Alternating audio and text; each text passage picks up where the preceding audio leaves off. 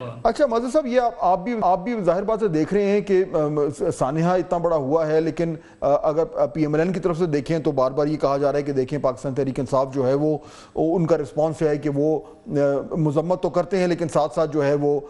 Justify بھی کر رہے ہیں اور اپنی پالیٹکس کو جو ہے وہ اس تنقید کے اندر بھی جو ہے وہ انوالو کر رہے ہیں. اور پی ٹی آئی جو ہے وہ ٹھیک ہے، ان کے جو آفس بیررز ہیں وہ تو کہہ رہے ہیں کہ جی بڑی بہت یہ جتنا مذمت کریں کم ہے، لیکن ان کے جو سوشل میڈیا اکاؤنٹس ہیں، ان کے سپورٹرز ہیں، ان کا ایک بڑا مختلف طرح کا رسپانس آ رہا ہے. تو یہ کیا وجہ، ہماری پالیٹکس یہاں تک پہنچ گئی ہے، we are unable to unite behind such a tragedy? جی شکریہ فہد، بالکل ٹھیک کہہ رہے ہیں آپ. اگر ہم ریکال کر لیں تھوڑا سا کہ 2014 میں جب اے پی ایس ہوا تھا تو ہمارا رسپانس کتنا پازیٹیو تھا. اگر آپ کو یاد ہو 2014 میں عمران خان کا دھرنا چل رہا تھا، اور جب اے پی ایس کا واقعہ ہوا اور اس وقت نواز شریف صاحب وزیر اعظم تھے اور انہوں نے فوری طور پہ جو ہے وہ پشاور میں جب اجلاس بلایا تو عمران خان صاحب نے اپنے دھرنے کو سسپینڈ کر کے وہاں پہنچ گئے تھے اور ادھر اس میں شرکت بھی کی تھی. تو اور ساری سیاسی جماعتیں، پارٹی ہو، اے این پی ہو، جماعت اسلامی ہو یا تحریک انصاف ہو، تو ساری جماعتیں بالکل ایک پلیٹ فارم پہ ہوئیں. اور اس ظاہر اس اجلاس میں فوج آرمی چیف بھی تھے، سارے لوگ تھے، اور اسی وجہ سے ایک نیشنل ایکشن پلان ہم بنا پائے. اس کے بعد اس نیشنل ایکشن پلان پہ عمل درآمد کیوں نہیں ہوا، کتنا فیصد ہوا، یہ ایک الگ ڈیبیٹ ہے. لیکن ایٹ لیسٹ ایک جو ریپڈ رسپانس تھا فرام دا پولیٹیکل پارٹیز وہ ہم کو نظر آیا 2014 میں. اس وقت اس کے بعد ہم دیکھیں کہ اتنے سالوں میں اتنے گیپ بڑھتے گئے ہمارے، اور پھر ہم اس نہج میں پہنچ گئے کہ اب ہم اس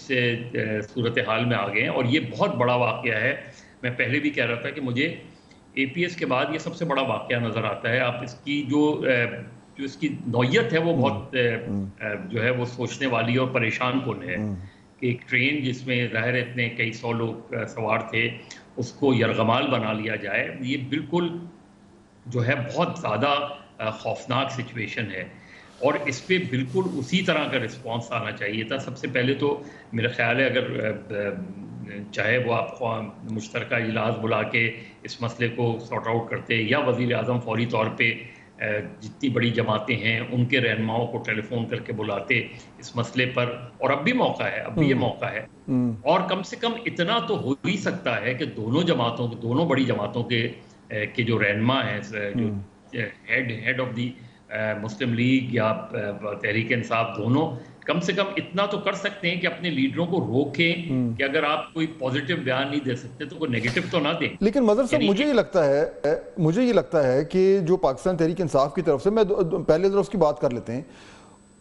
شاید ان کے لیے انہوں نے اپنی سیاست اور اپنا جو بیانیہ ہے اس کو اس طریقے سے اپنے گرد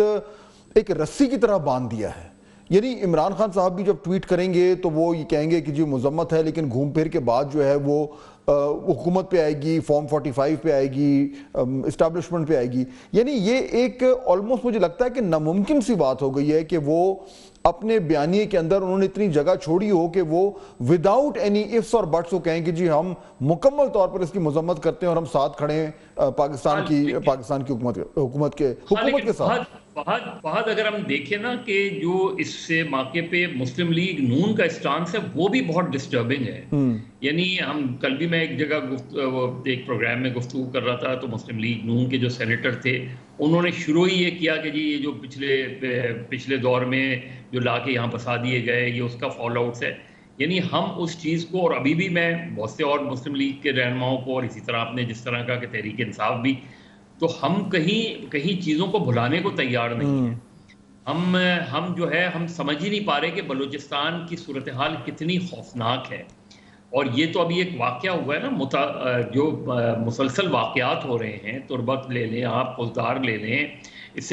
سے پہلے جو ایک واقعہ ہوا جس میں تقریباً پورا علاقہ جو ہے ان کے کنٹرول میں چلا گیا تھا. اس طرح کے واقعات ہماری اندر نہ حکومتی سطح پہ نہ اپوزیشن کی سطح پہ ہمیں ادراک ہی نہیں ہے کہ بلوچستان میں کیا ہو رہا ہے. اور یہ اس کے بھی ڈسٹربنگ ہے مظہر صاحب، کیونکہ میں یاد کر رہا تھا کہ جب 9/11 ہوا تھا، اس بات کو بھی اب دیکھیں کتنے 24 سال ہو گئے، تو وہ میں اس وقت ادھر ہی تھا نیو یارک میں، اور آپ یقین جانیے کہ جو 10 ستمبر کو جو امریکہ تھا اور جو 24 گھنٹے بعد 11 ستمبر کو امریکہ تھا، وہ پورا معاشرہ چینج ہو گیا تھا، اور اس وقت سب کے سب جو ہے انہوں نے اس کہا کہ جی ہم اپنی تمام تر چیزوں کو چھوڑتے ہیں، we are united in grief and anger. یہ ہم لوگ کیا we are unable to do that. بالکل ایسے ہی ہوتا ہے، اور ایسا ہی ہونا چاہیے کہ آپ فرض کریں خدا نہ خواستہ کوئی جنگ آپ پہ مسلط ہو جائے، آپ کیا کرتے ہیں؟ آپ بھول جاتے ہیں نا ساری چیزوں، کیونکہ آپ کی ریاست پر اٹیک ہو گیا ہوتا ہے، آپ کی زمین پر اٹیک ہو گیا تو آپ ساری چیزیں بھول جاتے ہیں۔ یہ بھی یہی موقع ہے، دیکھیے یہ نہیں اس کو چھوڑیں، اصل چیز یہ کہ اس ایشو کو سمجھیں، بلوچستان کی صورتحال کو سمجھیں، حکومت بھی سمجھے، ریاست بھی سمجھے، سیاسی جماعتیں بھی سمجھیں، خیبر پختونخوا کی سچویشن کو سمجھیں۔ آج آپ کا جو ویسٹرن بارڈر ہے وہ آپ کے ایسٹرن بارڈر کے مقابلے میں زیادہ انسیکیور ہو گیا ہے۔ یہ سچویشنز کو ہم سمجھ ہی نہیں پا رہے، ہم اس کا اور سمجھ میں نہیں آتا کہ ہماری سیاسی جماعتیں اس طرح کے ریٹورک سے کیوں نہیں نکل پا رہی۔ At the end of the day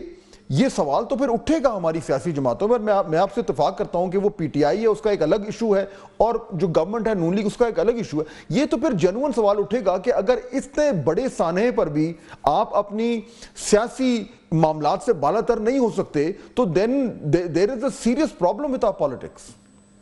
وہ تو ظاہر ہے، دیکھیے نا، کیونکہ آپ کوئی چیزوں کو اس چیز کو ڈسکس کر ہی نہیں رہا۔ دوسرا ایک ایشو جو میں نے محسوس کیا کل سے اب تک، ہماری حکومتیں یہ سمجھ نہیں پا رہی، کوئی بھی گورنمنٹ ہو وہ، کہ انفارمیشن آپ جتنی چھپائیں گے اتنا ہی ڈیمیج ہوگا، انفارمیشن جتنی بتائیں گے اتنا ہی ڈیمیج کنٹرول ہوگا۔